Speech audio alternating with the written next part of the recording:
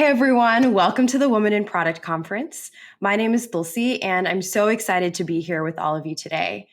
I lead product for responsible AI at Google, and that means I work with product teams across Google, like YouTube or Search, to think about how we make our products work for everyone.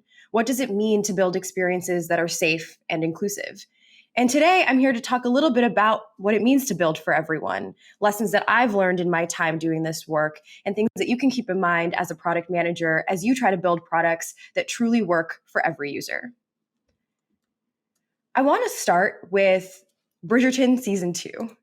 If you're like me, you've been watching the second season that just came out.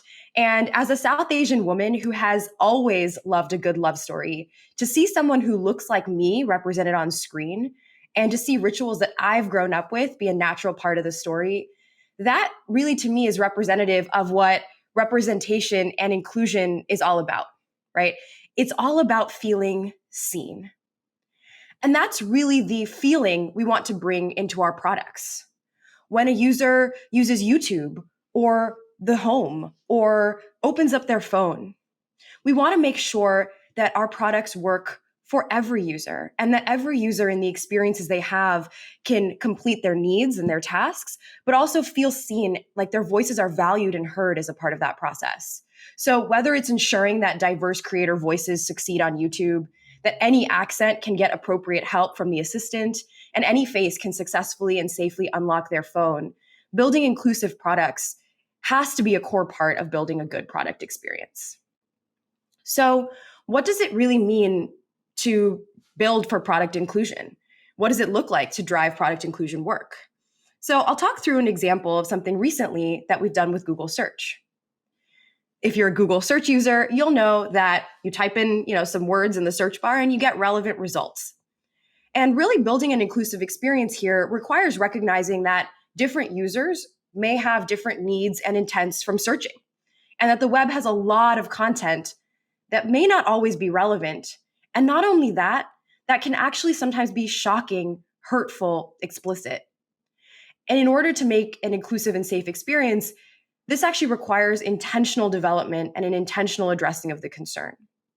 Just like feeling seen is such an important part of representation, so is reducing your exposure to harmful types of misrepresentation that may exist on the web. Part of making sure you can find helpful results on search is also making sure you don't find the ones that you're not looking for, especially if they perpetuate negative stereotypes or biases.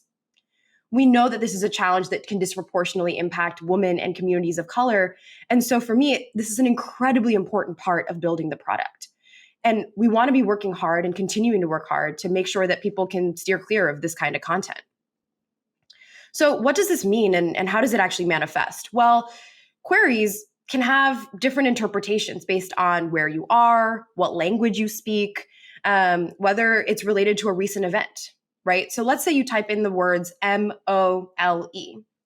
You might be looking for mole, like the animal. You might be looking for dermatological information about a mole. Or you might be looking for mole recipes. And as it relates to product inclusion, what if the terms that you're using are neutral or innocuous or actually personally relevant to you and your identity, but are referenced sometimes on the web alongside explicit content?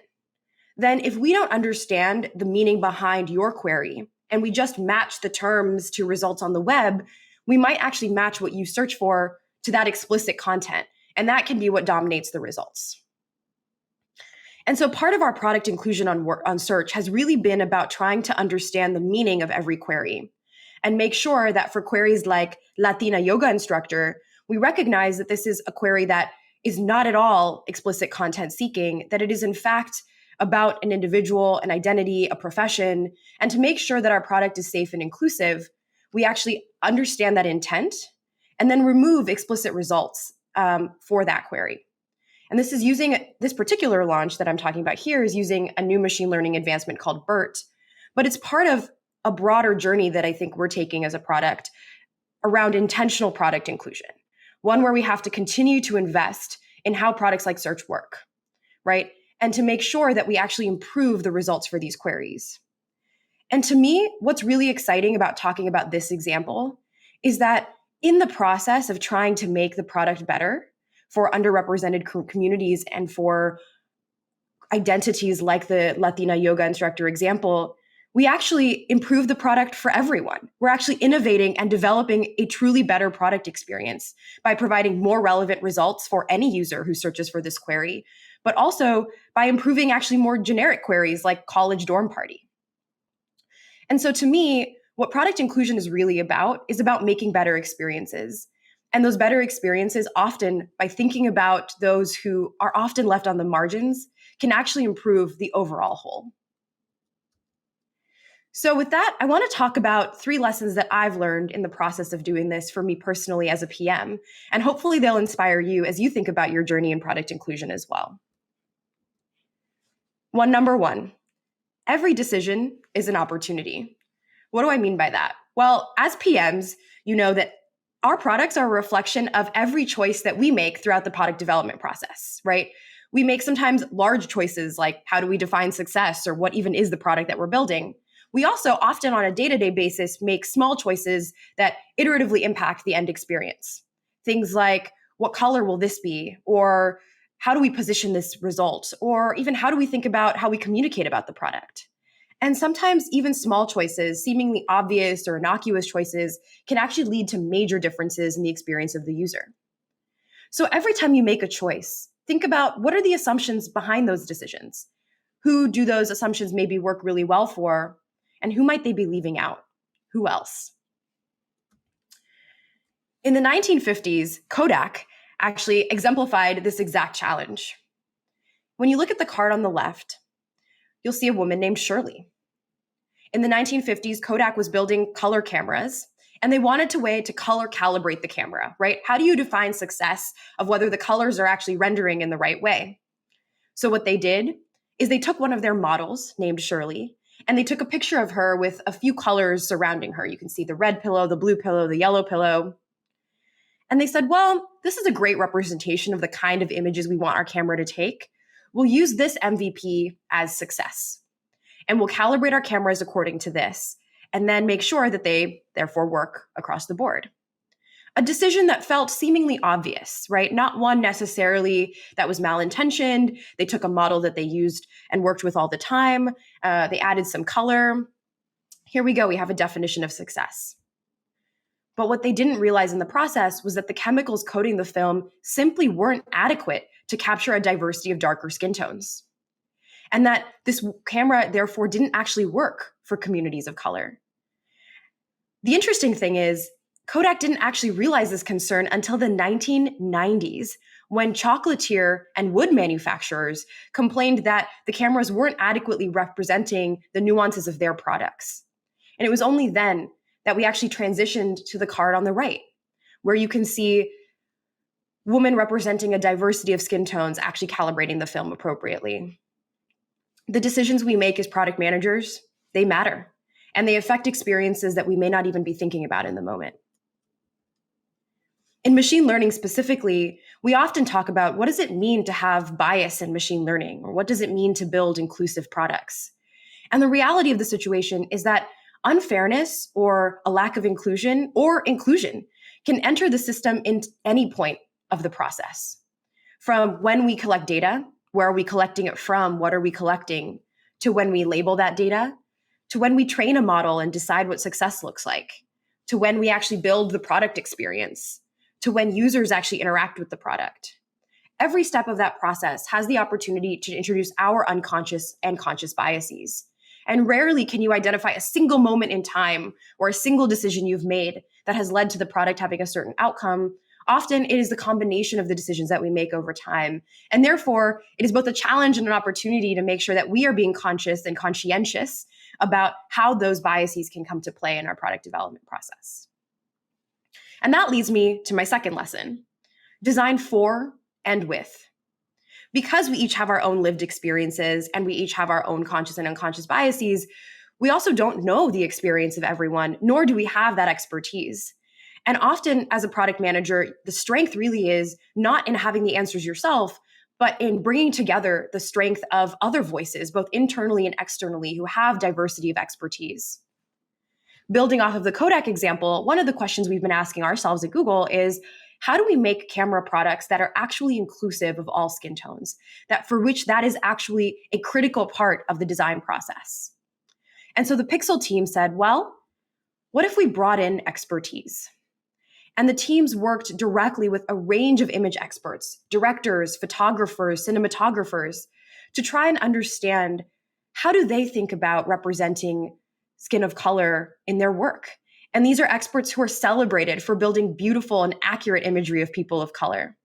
And so we worked with them to understand how they think about what makes a beautiful image. What are the pieces that they see as they work with photography?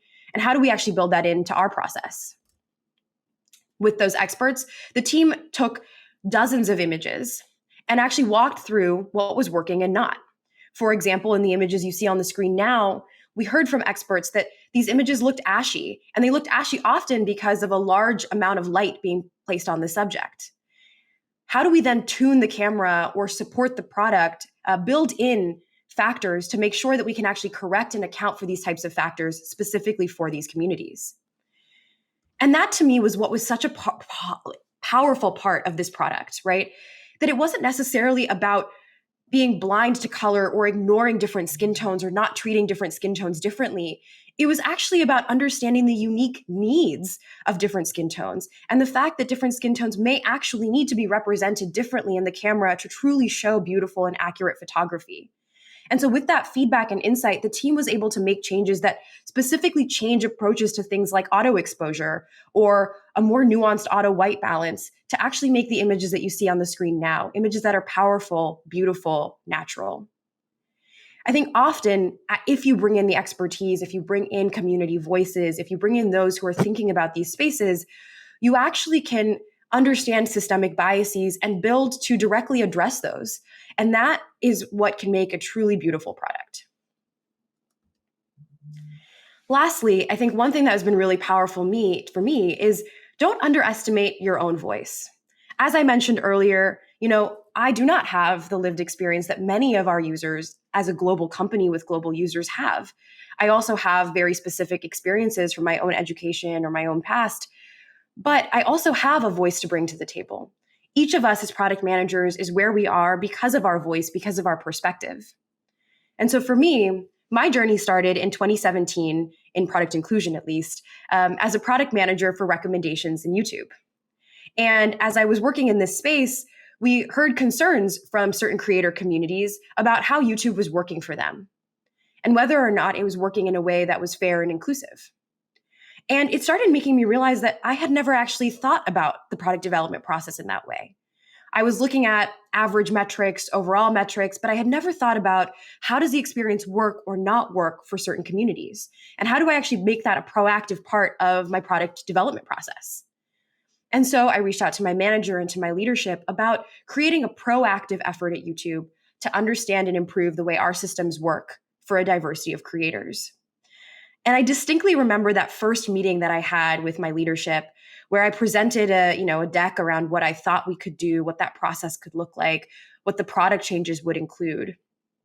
And to have them say, hey, this seems like an important area that we invest in as a company and as a product. Why don't you work with a couple engineers, see what you can do, and let's check back in a couple of months to see how we build this out into something bigger. And to me, that was a moment when I realized that my voice could affect change, that by bringing up areas that I'm passionate about and excited about that I think are important and finding the champions who are willing to give me a platform to champion those ideas, we can actually impact change, first at micro levels and then at macro levels. Today, machine learning fairness is an active part of YouTube's development process. It's something we do directly in partnership with creators. It's something we take very seriously when we launch products. And I've been able to build up this work and this momentum across Google. So think about for you how you find your voice and share things you're passionate about and excited about with the leaders, the champions across your organization. Meet people where they are, but don't underestimate the value and the diversity of perspective that you bring to the table. Your voice has a lot of power. Your perspective has a lot of power. And with that voice, you can actually champion and lift up voices of others who may not actually have a seat at the table at the moment, so that we can create a more inclusive space of products, so that we can create products where everyone feels seen. So think about those decisions you make as an opportunity. Design for and with, bring in expertise when you can, and really think about how you can build unique experiences that represent and celebrate the diversity of the communities that you're building for. And your voice and perspective are unique, and they bring their own value. So celebrate that. And I hope that all of us as women in product continue to celebrate our voices and continue to build products that are truly inclusive and that truly work for everyone. Thank you so much for having me today. It's exciting to chat with all of you. I hope this was an interesting thought starter for you as you're building for product inclusion, and I hope to work with many of you in the future. Thanks.